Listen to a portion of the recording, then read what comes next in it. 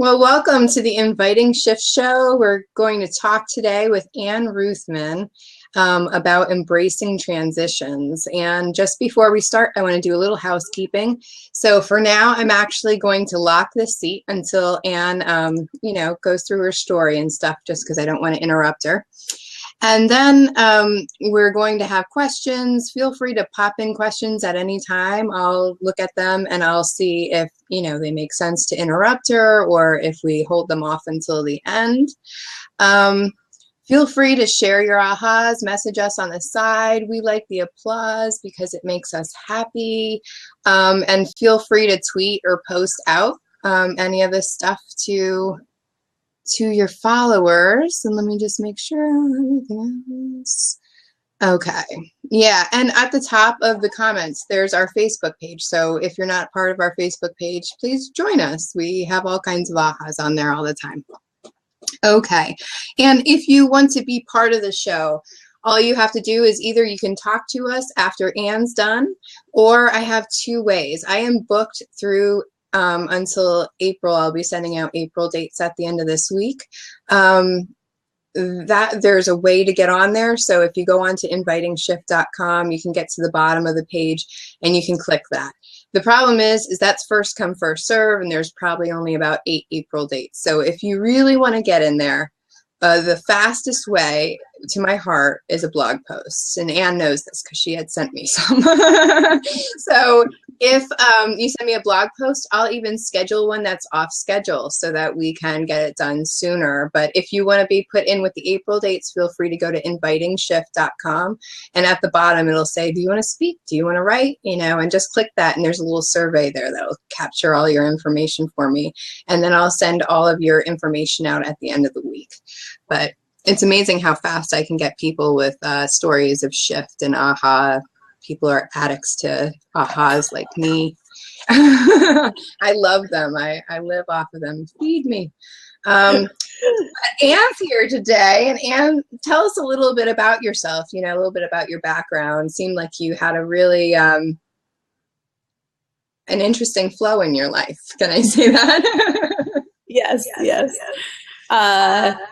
Yeah, gosh, it's like always a question of where to start and how to paint it all out.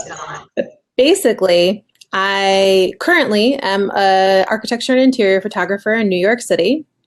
Previously, I've been a photographer for the last 10 years, and through that set of 10 years, my own business has shifted multiple times, from starting out in portraits and modeling portfolios to weddings and events to corporate and headshots and editorial work to now architecture and interiors. And in the course of that 10 years, I've also moved 4 or 5 times. I can't remember. So I'm currently in New York. Before this, I was in Lowell, Massachusetts. Before that, Terre Haute, Indiana. Before that, Rochester, Michigan. Yeah. Okay. So that's kind of the short of the transitions over the last 10 years that have made all sorts of ahas and sticky moments in both business and personal life over 10 years. Especially there's also a marriage in there as well. I'm still married, but we've been transitioning together. And before that, though, I also had a ton of transitions in my life. I think over the course of the 36 years I've been alive, I've moved about 16 times. And I think only 3 of those were my choice. So it was usually like moving for a parent's job that changed or moving for my husband's job that changed. So a lot of transition has been kind of forced upon me. Now, there was an aha in there as well. Like, I am choosing every step of the way, especially maybe not as a child, you're not choosing to move and to have to transition into these new places. But certainly when you're with a partner, you're choosing, to stay in that partnership with whatever moves occur or whatever needs of the partnership are. So I've had a lot of experience in transitions, and a lot of people consider moving to be one of the most stressful things in life. So about half of my life has been in a high stress situation of transition. I understand that one. This is the first house I've ever lived in for more than 3 years. Right? And so that was kind of where my problem started, was that I always wanted to feel settled. I always wanted to feel like, okay, finally, I can relax. Like, this is home.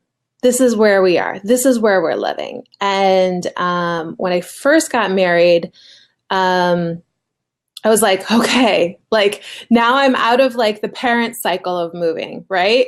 I'm like, now I'm in this like part of my life where I get to create like this feeling of settledness that I've craved all my life. Because as a kid in constant transition and never having the same people around, growing up and friends changing all the time, places changing all the time, it was always something like that I craved, because it wasn't something that I had ever experienced. I would see these kids who had grown up with the same people all their life, and they just had these really solid, firm, like friendships and relationships.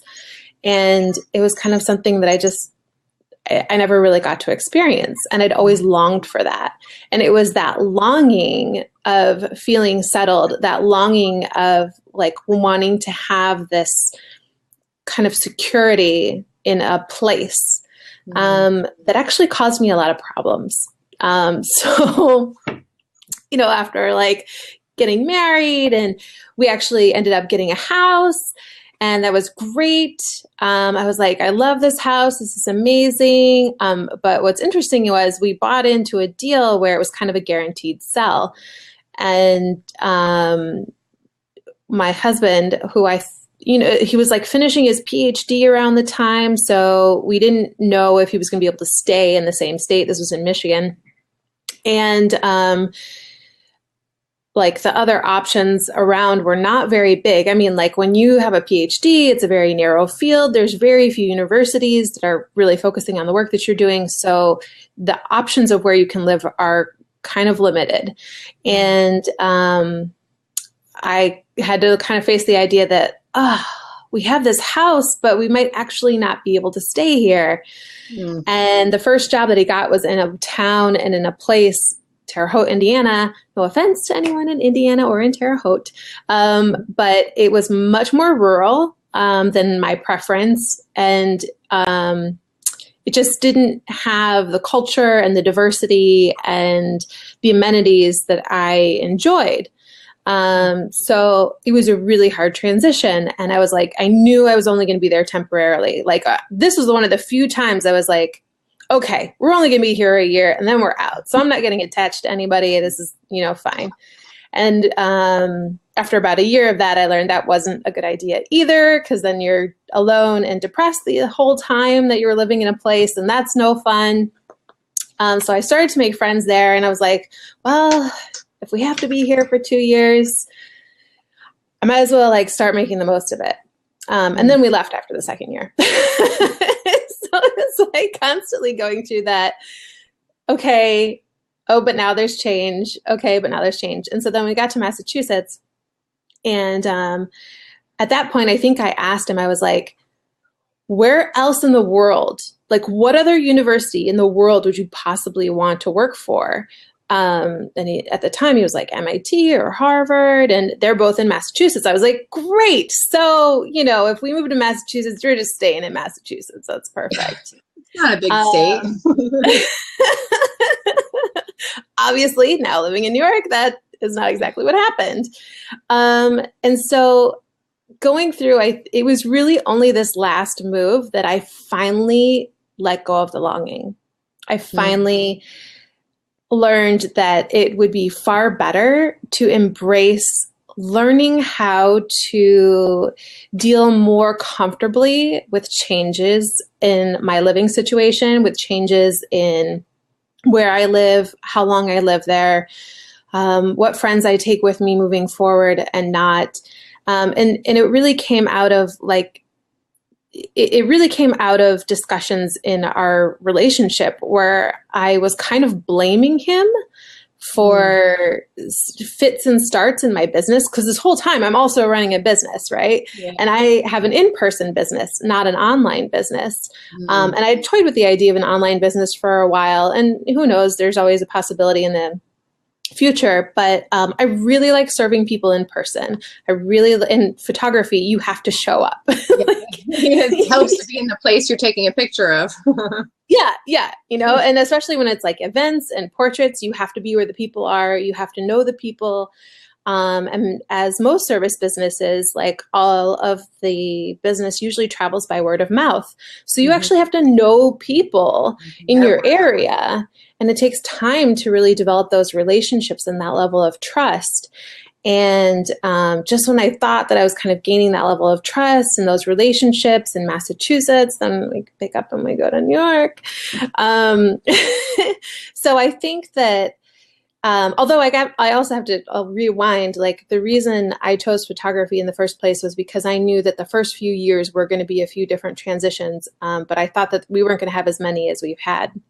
And they've all been so that he can find his ideal career and his ideal happiness, because there are more restrictions on, the university that he can work for and all of that kind of stuff. So I've had this wonderful business that has supported me making all of these transitions, but dealing with those transitions has always been very interesting. And really having that, there's the aha around, I'm not being moved by this partnership. I am choosing each one of these moves. I am choosing to put this partnership and this relationship ahead of the clients that exist in this area. I know that these clients will continue to have their needs met by other people. I might not be that person, but there are other people who can serve them. And I value my relationship and my family support structure, which has been kind of the only thing that I can kind of count on, more than I value just a set of clients in a certain place. And so I think that was one big aha in really recognizing that, in those moments when we say, I am like, I don't, it's his fault that we're moving all the time. No, I'm choosing it. Because I could also choose to not move, and I could choose to not be in the relationship, and I could choose all sorts of things. So it was, a moment of taking responsibility of those choices for myself, but then also taking the responsibility of how I was feeling after each anticipatory move. It was kind of like this drudgery, this, I have to start over again. I have to rebuild everything from scratch again, a third, fourth new city now. And in there too, there was also like 6 months of living in Australia is when I kind of had to put my business on hold. And I share those stories in some other blog posts, which I can link to later if anyone's curious. But you can also just find them on annruthmann.blogspot.com. Personal stuff on that blog and business stuff. So yeah, I think there's a lot of little shifts and ahas in there, and I don't want to, because I could keep going. Yeah, no, I mean, those are really great shifts. I mean, I think one of the biggest shifts I've ever had is that I have a lot more choices than I believe I do. I think sometimes we fall into that victim mentality where we're like, oh, well, I have to. And it's easy to say, well, I have to go with him because he's my husband and, I want to stay in the relationship. So obviously I have to. And I mean, no, you don't have to. You could have chose to stay in Massachusetts. Maybe you could have, visited on the weekends, but there's uncomfortable stuff there too. So I think sometimes we feel like we've been backed into a corner, and it's like, this is just life, and we still have choices no matter what it is. And sometimes we're not looking at everything as a choice, because, sometimes it's like the least of the evils and we don't want to accept it. And it comes to an acceptance, like, no, I'm making a choice. I'm making the choice to stay with my husband and, to stay in this relationship. And I mean, and for me too, it was also like, and I continued to choose working in my own business. I continued to choose not working for somebody else. And so that gave me a sense of responsibility around making my situation better, because kind of like for me, the worst evil is not having a control over my schedule or not having a control over my freedom. And so dealing with whatever challenge that I had to face in order to make that happen was always a choice, always a choice. And it sounds like you got your why, right? Your why was your freedom to make your own schedule and to do your own day the way that you wanted to do it. So in the end, you found what your true desire was underneath. And I think that's maybe what helped you get through that. Yeah. And I think, and the freedom was key also, like in the relationship, like, at some point I shifted from feeling like, there's kind of a burden with having to tie your life to somebody else's life. But then when I looked at all of the freedom that I was able to have, because my rent is not as high because we're, sharing housing, my insurance is not as expensive because we're sharing insurance, like all of the other things that when you separate them out, and I mean, the fact that we can communicate well and all of the other things that work well in a relationship that help provide that freedom as well, I think were really important to me, and not something that I wanted to just sacrifice because I didn't want to do the work and I didn't want to face the challenge. Mm-hmm.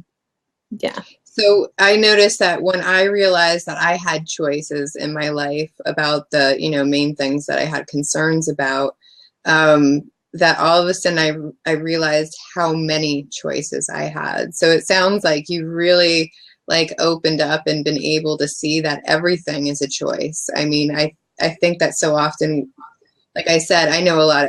I grew up in a martyr victim household where it was always somebody else's fault. You know what I mean? We're always looking for the blame and not looking for taking responsibility. And I think one of the great things about seeing all the choices is we have power again. You know what I mean? We have power over our attitudes. We have power to change things in our life, where if we're stuck in the victim, we have no power. We sit there and we wait for life to kind of fix itself. So it sounds like you really just opened up and was like, okay, well, I can do this or I can't, and everything in life is like, what do I want to do today? Yeah. Yeah.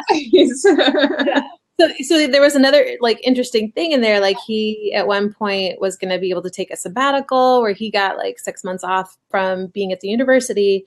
And he kind of said, hey, what about living in another country for 6 months? And I was like, that sounds amazing, but on a practical level, my business isn't going to make many money if I'm not there. But I also was kind of like, well, we don't have any kids right now, so that's an advantage. A lot of things are going to be, taken care of through the universities that we would be staying with. And there are a lot of things that were making it very appealing. And I was like, you know what?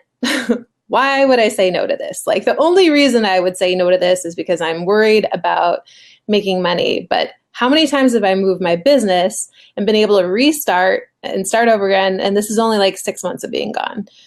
Yes. Okay, let's go. Let's do it. And I still, and even while I was overseas, I actually picked up a really great client who has been able to stay with me through other transitions as well. So it was actually a really great thing. Yeah. That's amazing. That's amazing. And I mean, as a photographer, to be able to go to another country and do your photography somewhere else. I mean, I just can only imagine that experience alone also, made it a little juicier, right? I mean, I would think so, but it certainly made me feel a little more comfortable about doing it again. Okay. If I didn't have a really good experience the first time, I think that I would be much more hesitant to do it again. But I think everything that I learned from all of those moves and everything that I learned from transitioning quickly and having to build a community quickly and having to, really build a client base quickly all taught me like how to harness a very short time frame and try and make something great out of it. Yeah. Well, and you learned a lot of kind of acceptance, like, I mean, not in a bad way, but in a, okay, this is where I am, and I'm going to be here, and I might as well make the best of it. Yeah, It's another yeah, choice, right? It's another choice to see it as a thing that's interrupting your life or a thing that's improving or you're embracing in life. yeah. And So, yeah, those like embracing those transitional points, like I used to not embrace them. I used to hate them. I used to dread them. I used to look at them with fear and anger and, just frustration, like beating my head against a wall. And now I really look at any period of transition as opportunity, because it's an opportunity to make new choices. It's an opportunity to edit your life in ways that you don't edit your life when you're feeling really comfortable with everything. Like, right now, I'm kind of in this place where I'm feeling really comfortable and I kind of don't want to edit anything. Like, I don't want anything to leave and I don't want anything to come in because it feels so comfortable. But, there's always a little bit of growth that needs to happen on some level. So I think every time you get that opportunity, now I like look at it as like an opportunity to transition, an opportunity to change, an opportunity to kind of take everything you've done and, throw it up on the wall like spaghetti and see what's actually going to stick and go forward with you. It opens up a lot more possibilities, isn't it? Huh? It's a lot more exciting that way, though, isn't it? Like, you're looking at it like, wow, look at all the possibilities, instead of, oh, this is the one thing that I have to go do and I have to do it, Instead, you're like, wow, well, what does this mean? And, what am I supposed to do with this? Like, I find it amazing that when you really start embracing shift comes and you're actually excited about it, Like, I now like going digging in that deep, dark gunk for my gold, because it's not fun. But when I come out the other side, I know that, okay, great. Like, it's like I release something and I feel freer. So yeah, I mean, personal growth is not always the funnest thing, but it's definitely worth it. It's definitely worth it. And like I said, when you have that choice, you have so much more power in your life. You can change things in your life rather than saying, well, I have no control over my life, I don't have any choices. So that's bravo. I love transition. Sounds like you did a lot, though. Yeah, I've done a lot in my life, and yeah. And I used to say, and I hope I don't do anymore, but it's really, I mean, transition kind of it's just the nature of reality on planet Earth. I mean, seasons of transition. I mean, what major weather events happen? They force people to make changes in their lives that they wouldn't have done otherwise. People move, jobs change, companies close, companies open. It's just, there will always be something. And I think the harder we try to hang on to the way that things are, the harder it is to really embrace opportunities that come with drastic changes and unexpected changes and difficult changes. Yeah, those are the things I think that they just cause a lot of stress, because it's, it requires rethinking. It requires rewiring. And I mean, really, every place I've lived, I've had to rewire my own way of being in some way because of how the culture, works, or how the community exists. Like, I walk more now in New York than I get to walk in any other community, because it is the best form of transportation.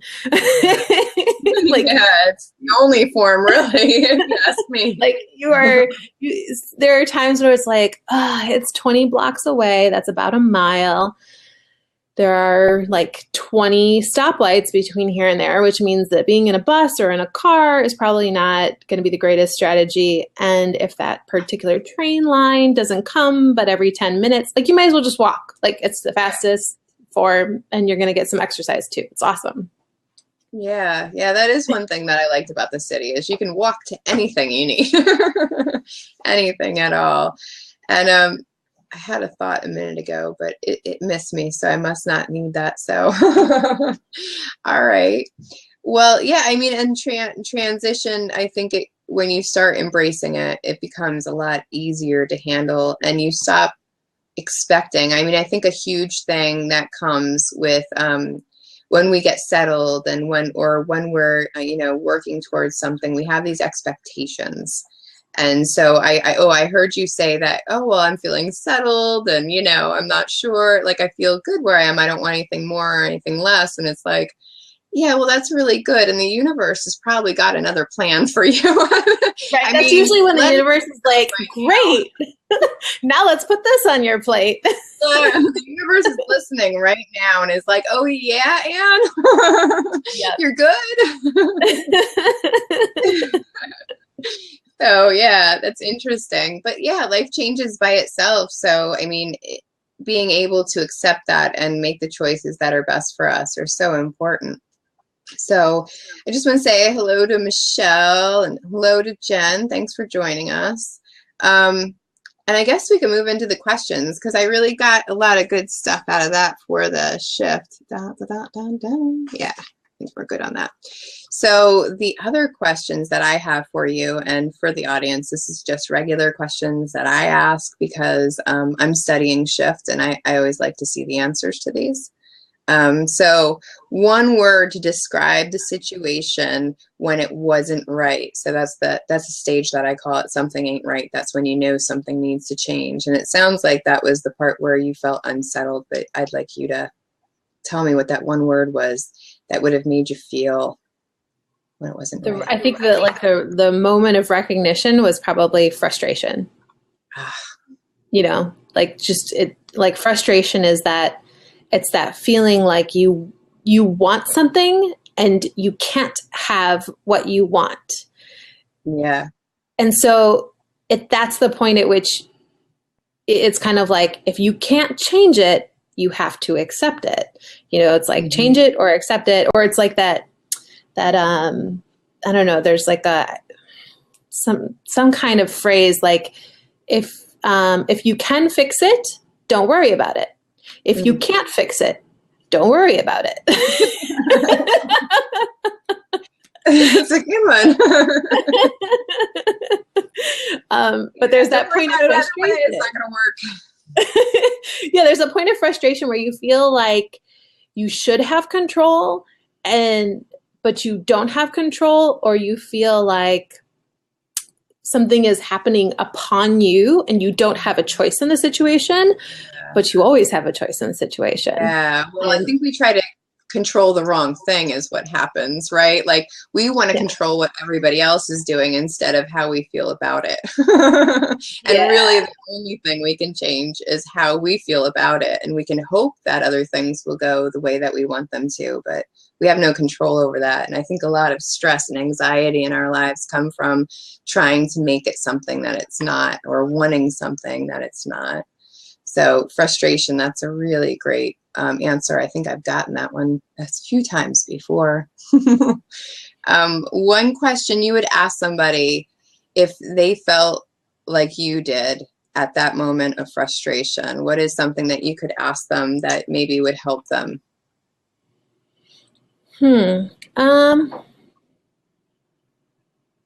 Yeah, what are the options you're not acknowledging as options right now?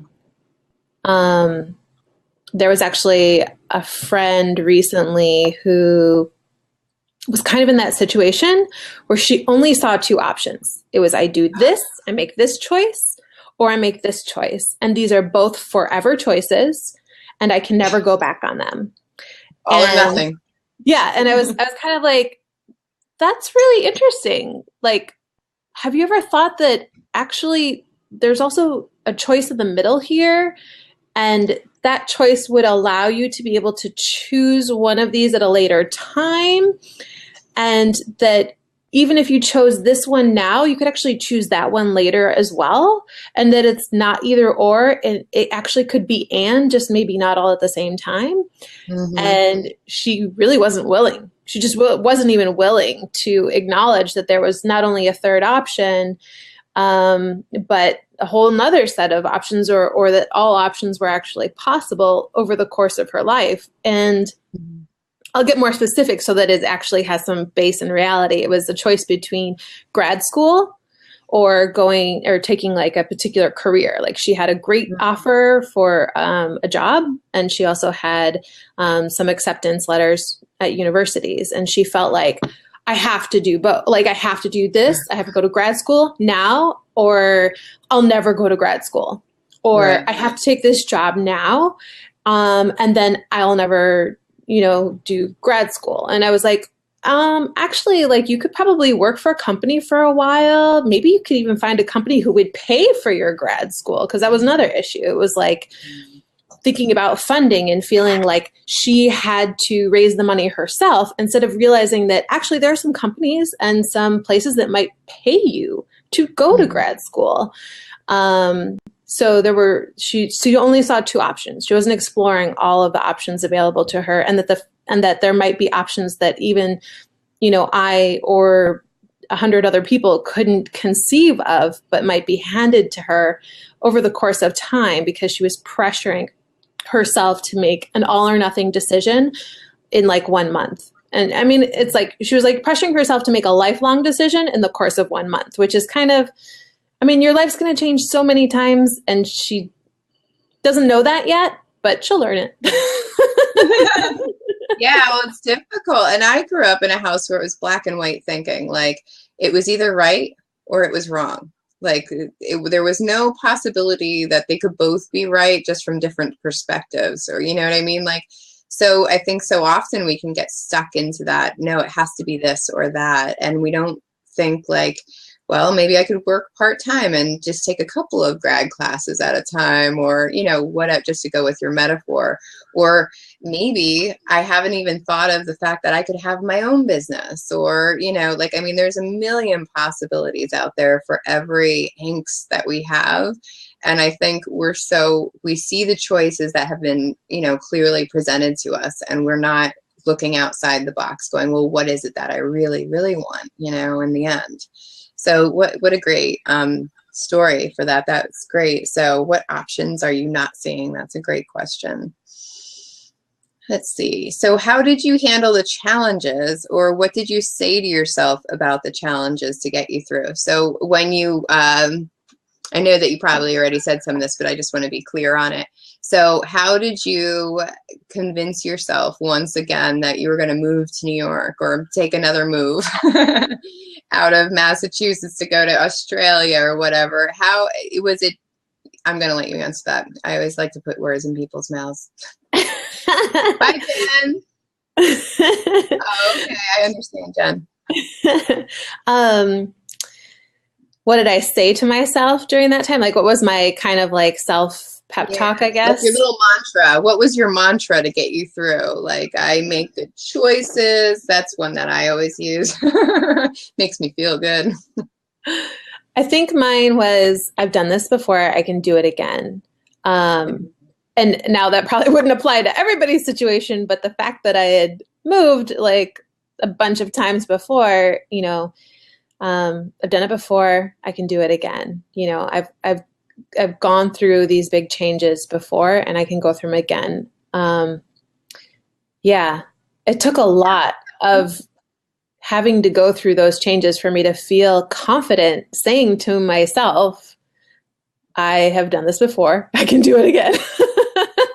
And that makes a lot of sense. Yeah. And I think that's something that just about anybody could really use, right? Like, I've done this before, I can do it again. Even if it's something new, like I've been through things that were uncomfortable before. This is uncomfortable now, and I'll do it again. Just showing up. Great. Yeah.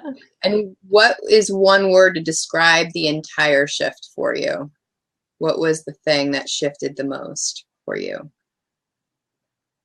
Well, when you first asked, I was just thinking freeing. I mean, it just felt freeing because it meant that now anything is a possibility and that I can thrive anywhere in the world, and that my happiness is not tied to security of place. It's not tied to owning a home. It's not tied to having a dog and 2 kids, and it's not even tied to a relationship. It's really, just freeing to know that I will make the best of whatever it is, and that because I always have, and it has always turned out exponentially better over time, that being able to deal with transition in more comfortable ways is just incredibly freeing, because it's not so difficult anymore to put myself, transplant into a new place and look at my surroundings. So, yeah. Freeing is a good word. I like that. Is there any books or resources that you recommend, of course, besides your own blog, which you're welcome to put the link in on the side there? I was trying to think about that when I read, I haven't read too many books on the subject of dealing with change and transition. So I look forward to the one that you'll be reading. Fantastic. I've sold one already. I think I've had a lot of great influences over time. And there are certainly books that have helped me just get my shit together, like after dealing with stuff, like getting things done. It's just such a basic, like, way to think about planning your next step, way to think about organizing all the information that comes in front of your eyeballs every day. But like in terms of like the big, The Giving Tree, actually. The Giving Tree. I love that book. Shel That's one of my Silverstein. favorite books. Yeah, it's like that, like this constant giving, and yet on the other end, the constant taking.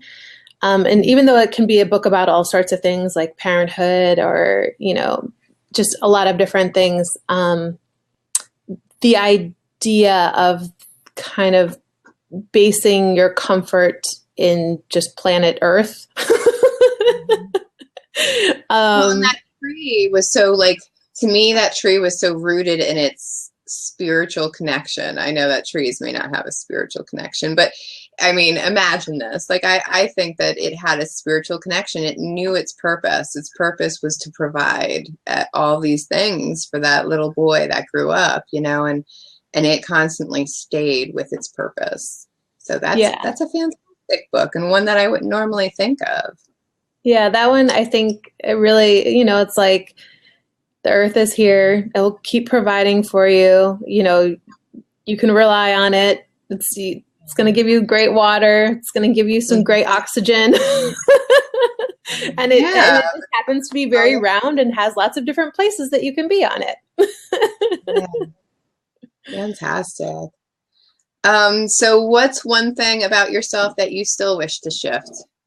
I mean, or are you all, perfect and good to go? I'm waiting to find somebody that tells me that, no, my life, it's perfect. I don't need any more growth. I find that like the more barriers I overcome, the harder it is almost to see what barriers I have left. And I never feel like perfect. I don't feel like perfection is an attainable thing. So I would never say I feel like life is perfect, but I feel like things are really wonderful.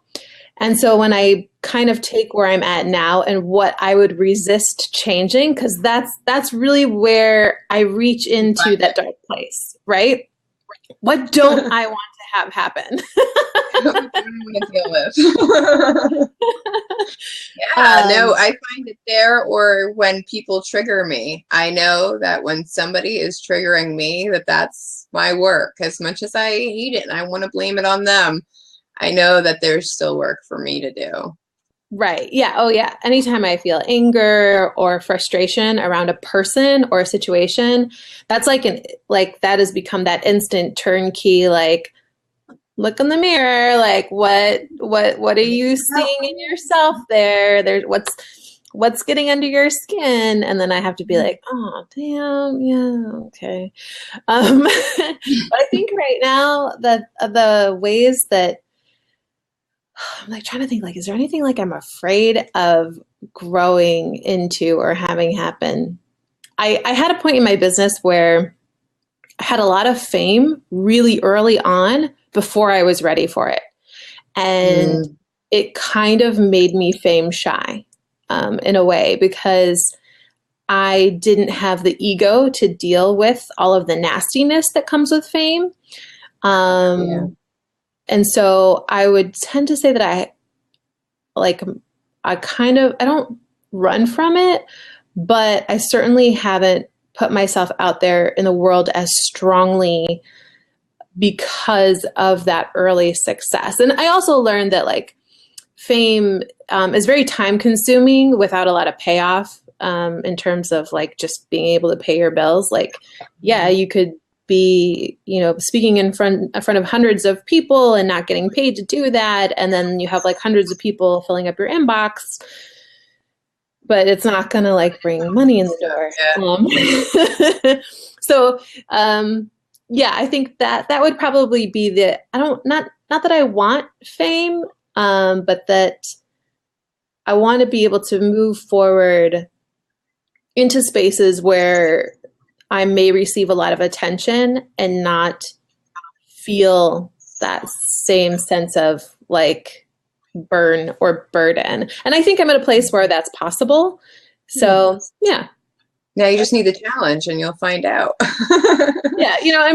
I'm let's just say I'm not actively pursuing it, but like in settings like this where I can just help people, I'm happy to just show up and help, share my story in case one little tiny bit helps somebody else. Cause that's really all it's about, right? It's just if some tiny thing can help somebody, then we're good.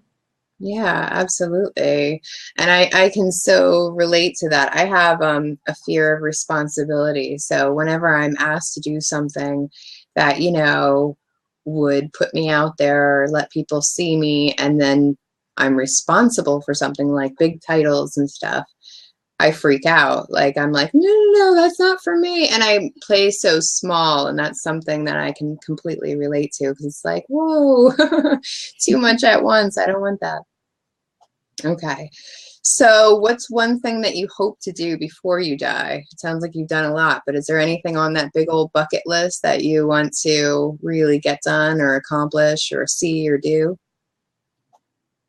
I've been really thinking about that. Like I keep checking things off the bucket list and I'm like, what's left?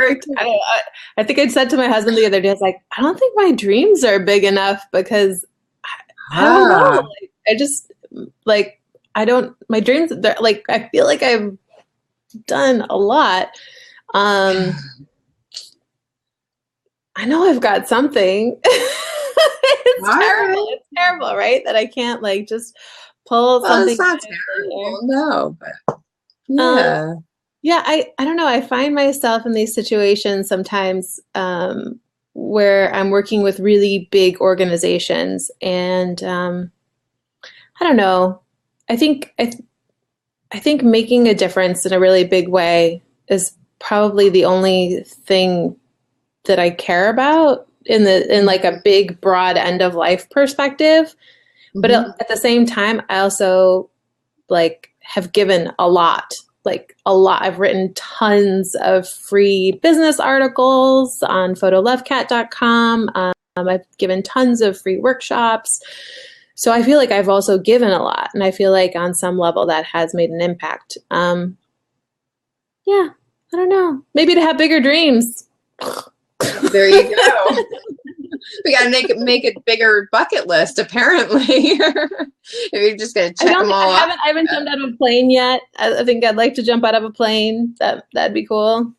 Oh, I don't think I'd want to do that, but yeah, go ahead. I'm good on the plane. Being on the plane is enough for me. That's interesting. Jumping out of a plane is one of those things where you either want to do it or you absolutely don't. Like, Yeah, and it's weird because like I really do not ever want to get on a bungee. Like I don't want to bungee jump. Nope. okay. I do not want to be bounced around. But Thousands of feet in the air, no problem. yeah, I feel like if I just fell and like just smashed my head open, that would just be the end. That great way to go out. Quick. You don't have to keep hitting the rock. All right. And then if you had the hashtag, it made the difference, what would that have been? It could be something that somebody said or something that happened to you. What made the difference in your life? And there could be a million things, of course, but I'm only asking you for one. I asked some good questions, right? Yeah, those are good. I think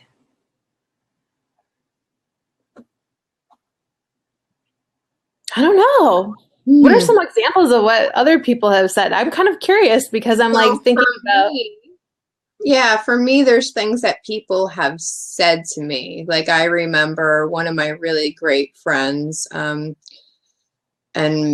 a coach friend, a mentor, would ask me, you know, but what would you really do with your life if you could do anything? And I think it was the first time that I had realized that I could really create my day, because I grew up with the paycheck mentality. Like my mother was like, you go to college, you get a good job, you get a good paycheck. That's all that matters, you know? And so to think about being an entrepreneur or, you know, even a self-employed was hard for me. So when somebody said, how could you design your day? And like, really, I would just design my day, like besides being on the beach and, you know, in some island or whatever.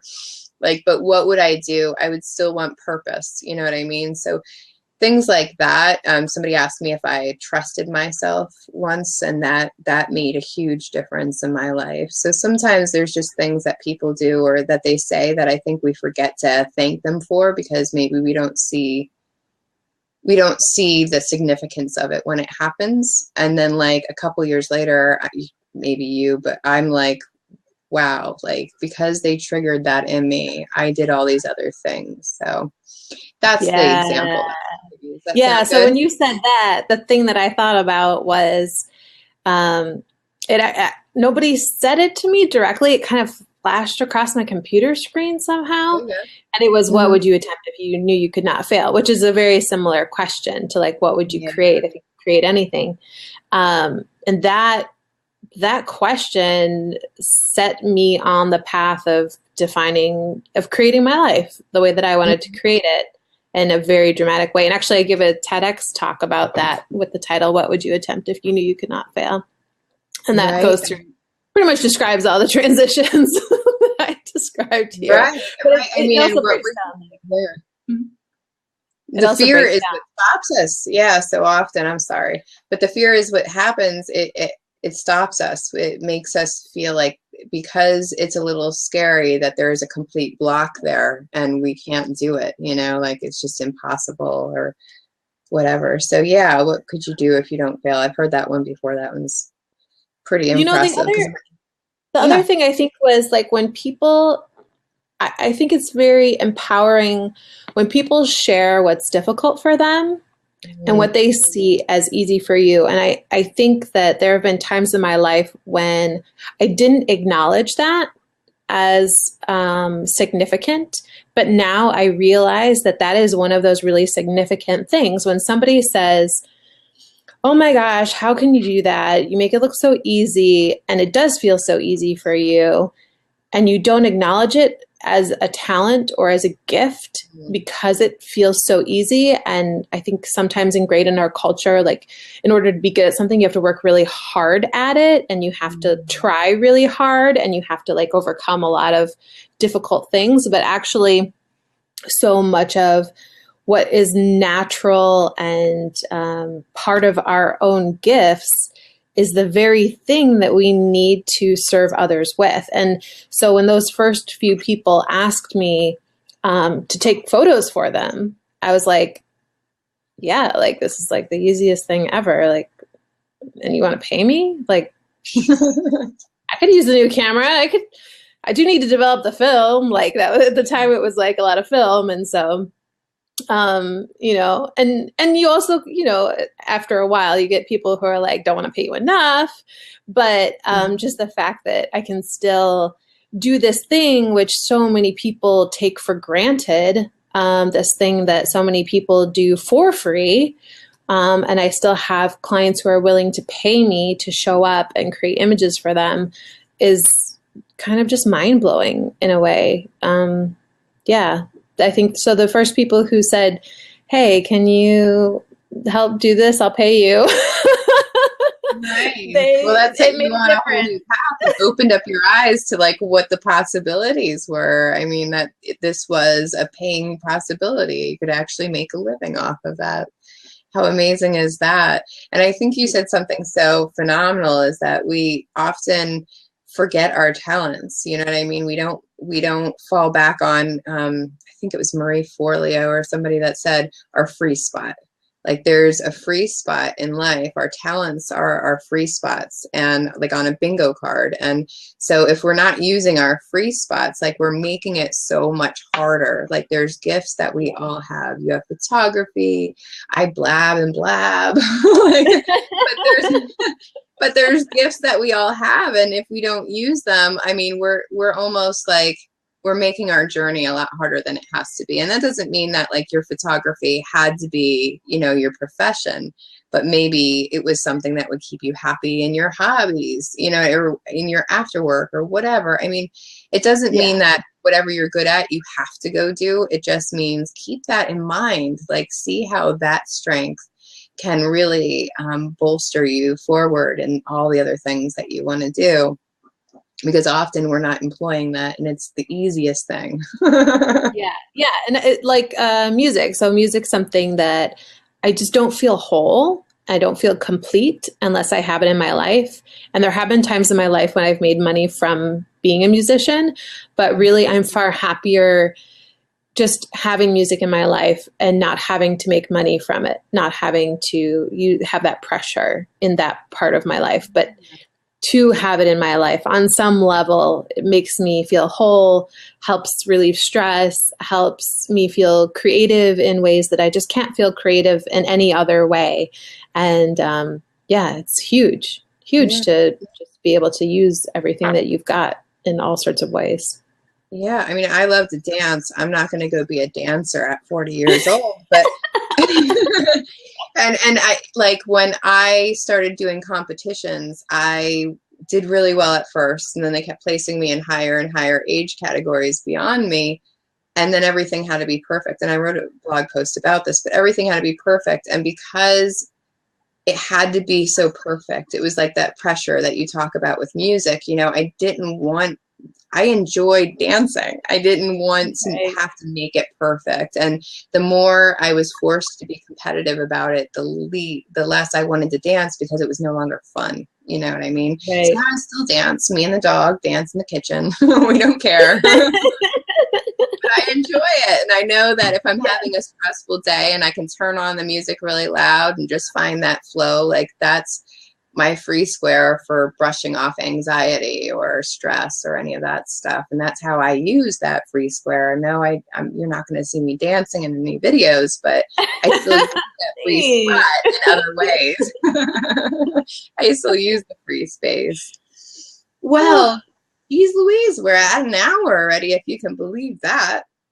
If time flies when we're having so much fun and such a great conversation. I really appreciate Judy and Michelle and everybody who stopped in. I put Anne's website on the side there, her blog site. So check that out because she has some really great transition blogs on there. A bunch of things about the changes that she's made. She sent me like 5 and I thought they were really fabulous. And again, at the top is the, in case you're watching the recording or whatever, is the Inviting Shift Facebook page and the website. So if you want to speak, just come on over to the invitingshift.com website and you can go to the bottom. And yeah, I think we're good. So that's it for the Tuesday night. Just hang on 1 second. We'll do a little wrap up after I stop recording. But for the recording people, that's all there is. Thanks for joining us.